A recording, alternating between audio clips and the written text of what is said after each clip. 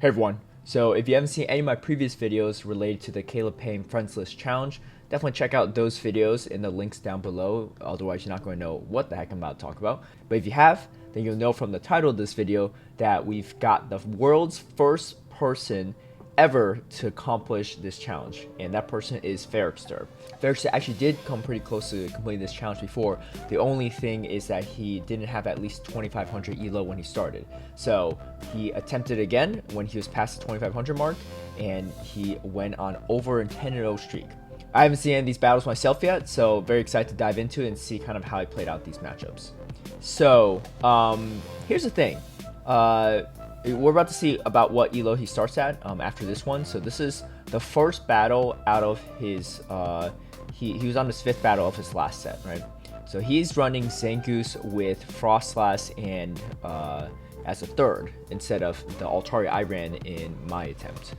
This is pretty solid, I think. So the opponent is clearly running Ice Punch and Shadow Ball here, so he is going to decide not to shield here and actually survives the Ice Punch.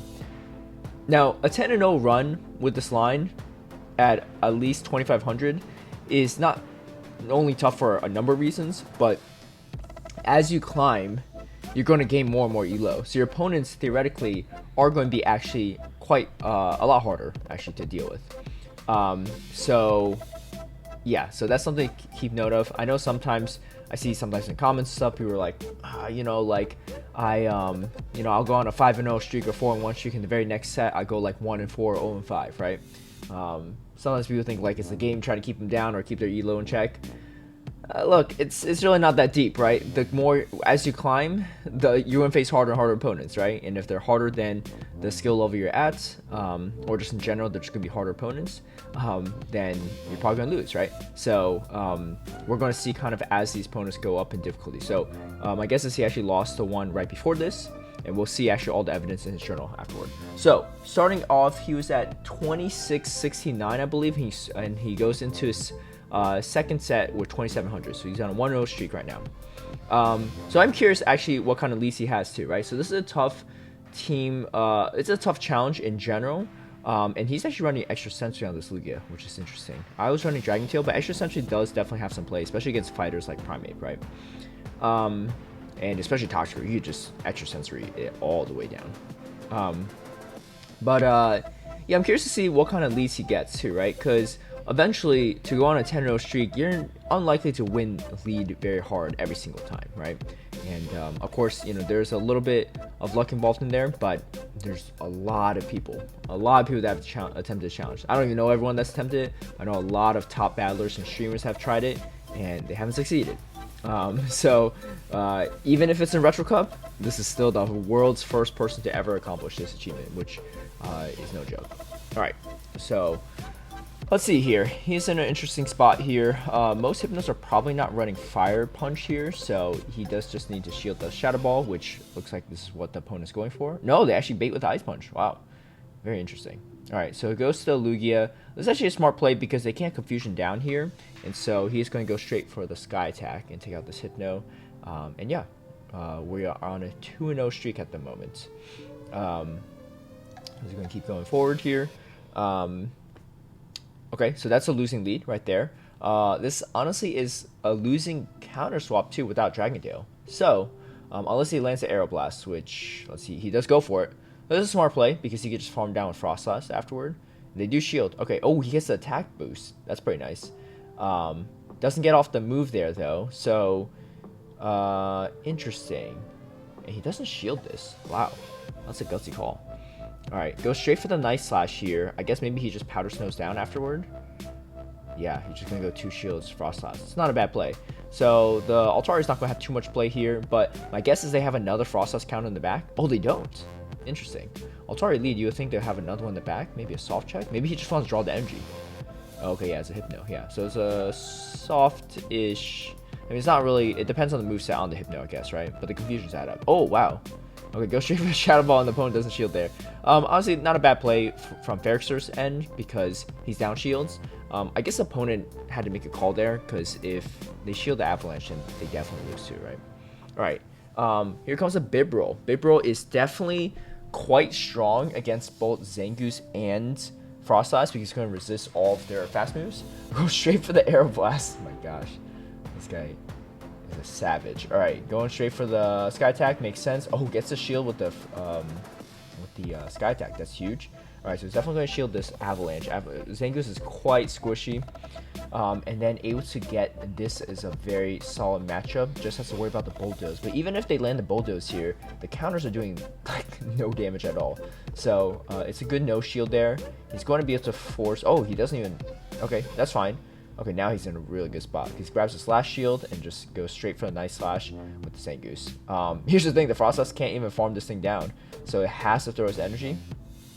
It's a good play by the opponent because if they got too greedy, they would got hit by Shadow Ball. But the Zangoose still has a shield, and now it was take it out. All right, so really solid. Even a Bibro, which counters 2 of the mons on the team. All right, definitely a good lead. Goes straight to Machamp. Comes in Frostlass. I guess this is not a bad play. Yeah, Frostlass just has to worry about the Rock Slides. Oh, they're running Payback. My goodness. Lugia would be also good here too. I'm curious why he brought Frostlass instead of Lugia, because I think Zangoose and Frostlass have pretty good pairings. Oh, he lets that go. Interesting. Okay, he comes in with the Lugia and oh, okay, so Bombasnow. Did they CMP tie there? I feel like he probably didn't press the move yet. Oh, wow. Okay. Catches a move on the Mew. Interesting, he throws right here too, which means this Abomasnow could really farm down here. Oh my gosh, this is kind of scary. Lugia is tanky though. Very tanky. Oh my gosh, they didn't get to the Weather Ball? That's wild. I know he obviously wins this because he goes on a streak, but they must have just been at it. Wow. Okay, kept it close there. Streak almost ended at 4, but we're going to keep on trucking along. Alright, go straight for the Primate safe swap, so he is going to go in here with the Lugia. So what I was thinking earlier in the last match is Zangoose and Frostlass are a really strong pairing, right? Zangoose and Lugia is not bad pairing, but it doesn't have the same amount of coverage. I think I mentioned something similar in my Regirock video where I was saying Regirock and Altaria have really good coverage, but if you have to go for like a, you know, less than ideal coverage, you go Politoed and Altaria, right? All 3 were in the line, right? Depending on what you want to keep alive. So I think in this line, Zangoose and Frostlass are a good pairing. But, oh wow, they're actually running Ice Beam there. This is a good move by for close combat because it one-shots, and now he gets all shields down. This is pretty good. He can also farm up even if it's a cross chop. Oh, they go straight Rock Slide, even better. Able to farm up a little extras here, so really solid. And then go straight for the Avalanche, and then now it gets to the Shadow Ball. The opponent's also not running Bubble Beam there, or unlikely, right? So I think we actually did see the Shadow Ball earlier. I don't know what I'm talking about. All right, so it goes 5-0 here, as you can see from the evidence. If you look at the timestamps on all these clips, that they are in sequence, and like I said, it does have evidence later, and also you can see the elo is going straight up, right? It's not like a separate 5-0 set from later, right? So I was keeping track of this too because it's all very important to ensure that he is actually honoring the challenge. All right. Interesting. So goes in back. So again, another lead loss. Ooh, they don't shield. Does he shield? He does shield. Really smart here because now he can farm down. He wins switch, and this Altaria is going to have to tank Aeroblast or shields. Either way, the Frostlass can lock in onto it, right? And then my guess is Zangoose should be able to beat anything in the back. The only thing it can't be is maybe a fighter, but then Frostlass is just going to just go overtime and take that out too. So it does shield this, which makes sense, just in case it's like a Dragon Pulse. Oh, it is a fighter. Okay, yeah, so like I said, Frost is about to go overtime here. This is going to be good. They shield here, that's fine. And this is what? A Power Punch? Okay, interesting. They got to go for the Psychic here to stand a chance. Yeah, now they're in a really bad spot. I guess maybe they didn't think they'd get to the Psychic, but you got to kind of go for it at that point as a Medicine user. Oh, okay, still got the Sky Attack here. But yeah, Zangoose has way too much health left. And able to get to the Night Slash. Zangoose attack is very high too, so if it ever is in a CMP situation, it rarely loses CMP. That's something I learned a lot when I was using it back in Ultra League. Alright, this is definitely not a favorable lead, but he kind of doesn't have an option to swap out here. His best case scenario is maybe catching a lunge on the Frostlass, but I don't know. All 3 Pokemon are quite weak to Galvantula here. Trying to time these Night Slashes perfectly, so avoiding any Volt Switches from coming through, which is definitely solid. And then, does he double shield this? No, he lets it go. Probably comes in Frost Dust. Oh! Wait, what? Did they undercharge? That was interesting. Maybe the opponent undercharged. It's not a bad play, to be honest. Gives them a little less farm. Oh my gosh, did they just quit? Okay, I don't know what they had in the back, but that, I guess they didn't want to see that Frost Dust energy. Alright, go straight in against this Lapras. Lapras is kind of annoying for this team, so he definitely has to stay in here. Because it has play against Lugia and it's pretty solid against Frost Dust because it's resisting all that ice damage, and Surfs are a little bit faster to get to than Shadow Balls, I believe. Alright, just go straight for the close combat. Good swap here. Good to pivot out in case there's something else weak to Zangoose in the back. And also, this Dragonite has a shield pretty much everything. Comes in with Frost Dust, farms this thing down. Wow, it really tanked the Dragon Claw from that range. Let's see, they shield this? Yeah, it's not a bad shield. That does a decent amount of damage. Oh, no. Not going to be a good time for this Metacham. One-shotting it, almost one-shotting it. Gets a little extra farm, and then Power Snow down. Alright, nice. That was a clean one. Alright, going into the 10th matchup here. So the very last one needed to complete this challenge. If you haven't seen my previous videos, the award for the challenge is a spot on my friends list, right?